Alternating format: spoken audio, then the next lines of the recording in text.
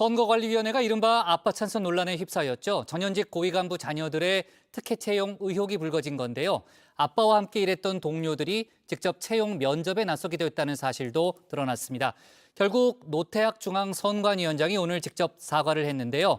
국민의힘은 외부 기관의 조사를 요구하는 한편 노태학 위원장의 자진 사퇴도 압박하고 있습니다. 관련 내용을 정치 인사에 대해서 짚어봅니다.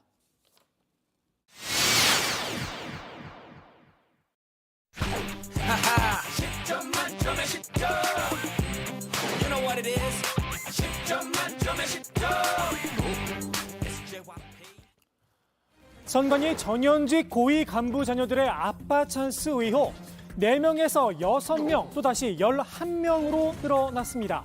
결국 노태학 중앙선관위원장이 오늘 국민들 앞에 고개를 숙였죠. 하여튼 국민께 심려를 끼치도록 송구스럽게 생각을 합니다. 생각하고. 선관위의 자체 조사, 지금까지는 5급 이상 고위직만이 그 대상이었는데요. 노 위원장은 전수조사에 나설 계획도 함께 밝혔습니다. 결과에 따라 추가 의혹이 더 나올 수도 있는 상황입니다. 국민의힘도 전수조사를 강하게 요구했는데요. 다만 선관위의 자체 조사는 믿지 못하겠다고 강하게 날을 세웠습니다. 기가 막힌 복마전 같습니다. 도대체 이게 5급 이상으로 한정해서 일부만 조사했다는데 또 추가로 5명이 나왔다고 하니 이게 5급 이상으로 한정할 것이 아니라 전 직원들 상대로 전수조사를 해야 될 것 같다는 생각이 들고요. 자칫하면 고양이에게 생선 맡긴 꼴이 되겠다 싶습니다. 고양이에게 생선을 맡긴 꼴이라 선관위의 아빠 찬스 의혹, 이번에 처음 불거진 건 아니죠. 지난해 3월 선관위는 김세환 전 사무총장의 아들 특혜 채용 의혹에 대한 특별감찰을 벌였습니다.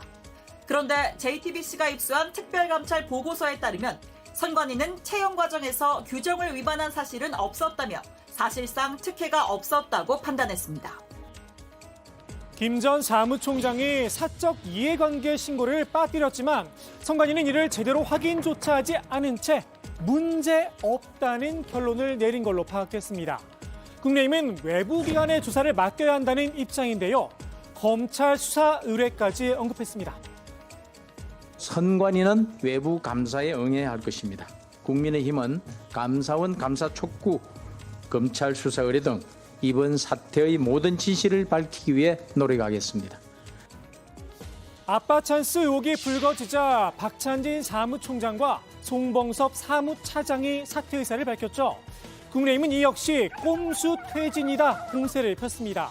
선관위가 두 사람을 면직 처리하기로 했다는 점을 문제 삼은 건데요.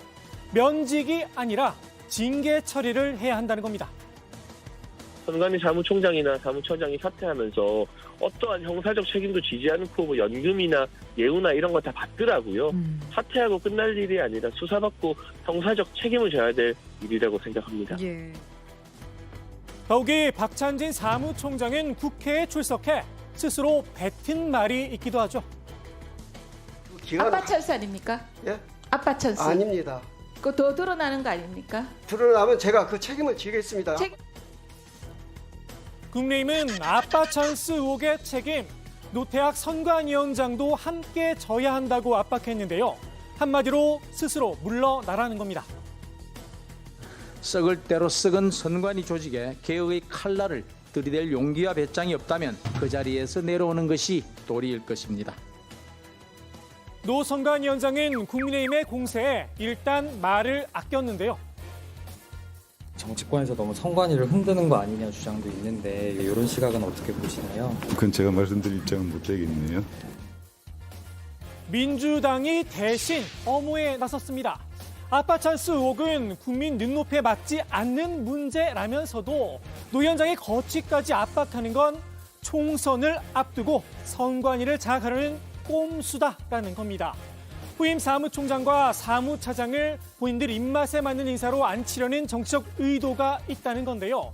노 위원장, 문재인 정부에서 임명이 됐죠.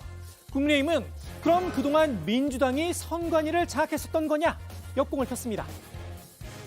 민주당은 그동안 선관위를 장악을 했었나 봐요. 저는 인사에 대해서 어떻게 선관위 장악이 된다는 건 이해가 좀 안 되고 노태학 선관위원장 같은 경우는 선관위를 책임지는 사람 아닙니까?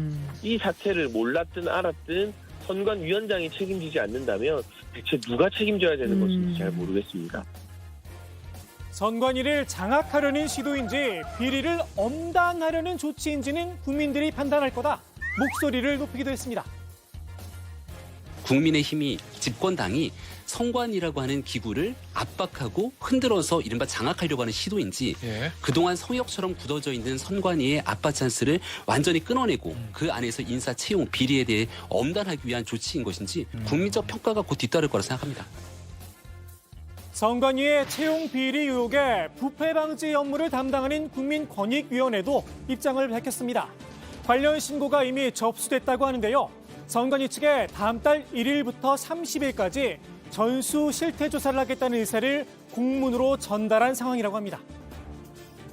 부패방지법에 의해서 현재 실태조사에 착수를 했고 자료 요청을 했고 선관위의 입장을 지금 기다리고 있는 상황입니다. 선관위가 또 헌법에 근거를 둔 헌법기관이고 또 정치적 독립성을 가진 기관이니만큼 선관위와 협조가 없으면 사실상 이 실태조사, 전수조사에 어려움이 있는 것이 현실이므로 선관위가 권익의 실태조사를 적극적으로 수용할 것을 촉구하고 전현희 국민권익위원장은 선관위가 요청을 하면 합동조사도 가능하다고 밝혔는데요.